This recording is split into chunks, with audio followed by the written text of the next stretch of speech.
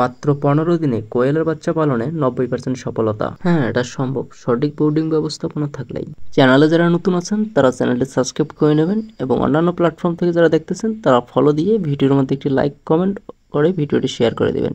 এই ভিডিওতে আপনি জানতে পাবেন শুরু থেকে শেষ পর্যন্ত এক নতুন টেকনিক, যা নতুনদের জন্য একদম সহজ। স্কিপ না করে পুরো ভিডিওটা দেখুন, কারণ এখানেই আছে আপনার সফলতার গোপন রহস্য।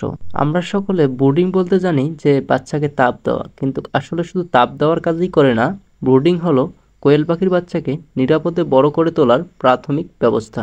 এ সময়ে বাচ্চারা সবচেয়ে দুর্বল থাকে, তাই তাপ, খাদ্য, আলো, বায়ু চলাচল সবকিছু ঠিকঠাক না থাকলে মৃত্যুর হার বেড়ে যেতে পারে। এজন্য ব্রুডিং সিস্টেমকে বলা হয় সকল খামার ব্যবস্থাপনার প্রথম ধাপ।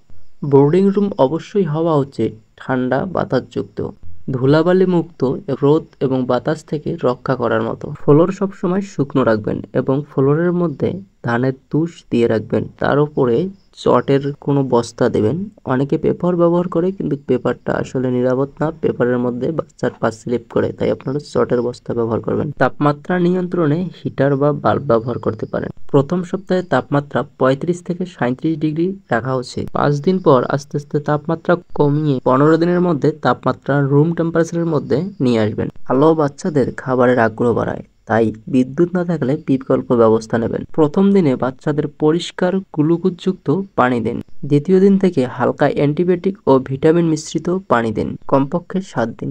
খাদ্যর মধ্যে 25 থেকে 30% প্রোটিনযুক্ত স্টার্টাস ফিড দিন। কমপক্ষে প্রথম 10 দিন পাখিকে গুঁড়ো ফিড খাওয়াবেন। এই রুলসগুলো ফলো করলেই ইনশাআল্লাহ আপনারা সাকসেস হবেন। কিভাবে ব্রুডিং করতে হয় এই বিষয়ে বিস্তারিত ভিডিও পেতে অবশ্যই কমেন্টে জানাবেন। এখনো যারা চ্যানেলটি সাবস্ক্রাইব করেন নাই অবশ্যই সাবস্ক্রাইব করে নেবেন।